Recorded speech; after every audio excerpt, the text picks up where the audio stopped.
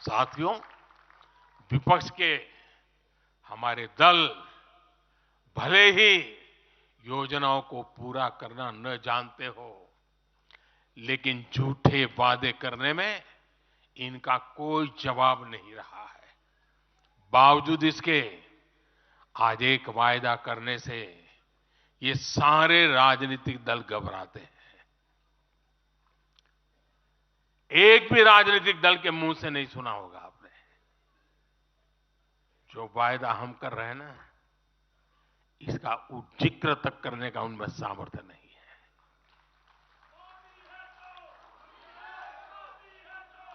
और हमारा वायदा है विकसित भारत का।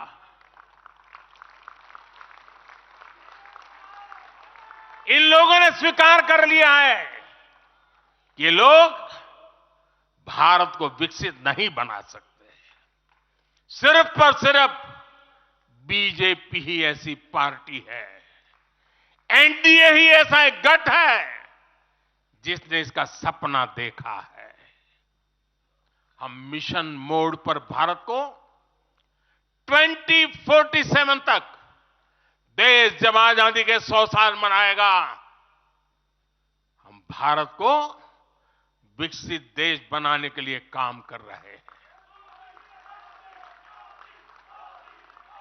हमने तीसरे टर्म में भारत को दुनिया की तीसरी बड़ी आर्थिक ताकत बनाने का संकल्प लिया है, और ये मोदी की गारंटी है।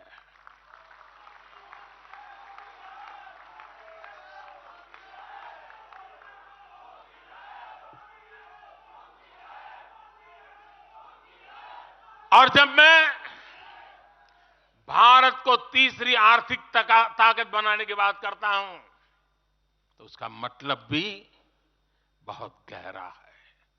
इसका मतलब है भारत के आर्थिक, सामरिक और सांस्कृतिक सामर्थ्य का कई गुना विस्तार, चहुं दिशा में विस्तार। साथियों, हम इसके लिए कितनी तेजी से काम कर रहे हैं, इसका हिसाब लगाना भी जरूरी है।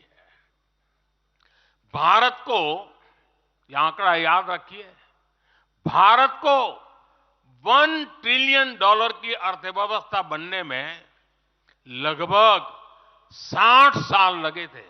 60 साल। 2014 में जब देश ने हमें अवसर दिया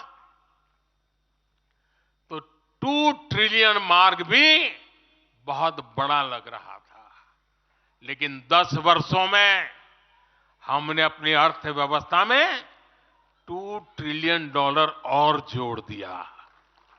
एक के लिए 60 साल, 10 साल में 2 और जोड़ दिया। जब भारत दुनिया की 11वें नंबर की अर्थव्यवस्था था और 11 से 10 पर आने में दम उखड़ गया उनका, हम 11 से 5 पर ले आए। अर्थव्यवस्था जब 11 नंबर पर थी, तब इंफ्रास्ट्रक्चर का बजट सिर्फ 2 लाख करोड़ रुपए भी नहीं बन पाता था। आज भारत 5वें नंबर की अर्थव्यवस्था है, तो भारत का इंफ्रा बजट 11 लाख करोड़ को पार कर चुका है। इसी वजह से आज गरीबों को 1 करोड़ों घर बन रहे हैं। आज गरीबों के घर तक पानी पहुंच रहा है।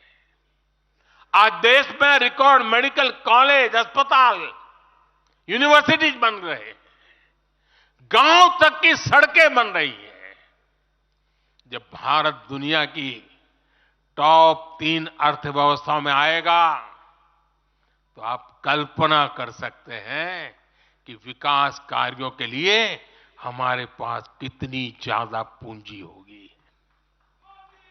इसलिए भारत के टॉप 3 इकोनॉमी में आने का मतलब है भारत के हर परिवार का जीवन स्तर सुधरेगा। भारत के हर परिवार की आय बहुत अधिक बढ़ जाएगी। भारत का पब्लिक ट्रांसपोर्ट और आधुनिक बनेगा। भारत में रोजगार के लिए नए सेक्टर खुलेंगे, रोजगार के और ज्यादा मौके मिलेंगे। भारत के युवाओं को भारत में ही फंडिंग के ज्यादा से ज्यादा अवसर आएंगे। भारत की महिलाओं को हर मोर्चे पर आगे बढ़कर नेतृत्व करने का मौका मिलेगा। हमारे किसान लेटेस्ट टेक्नोलॉजी से जुड़कर काम करेंगे, कृषि उत्पाद में वैल्यू एडिशन करेंगे।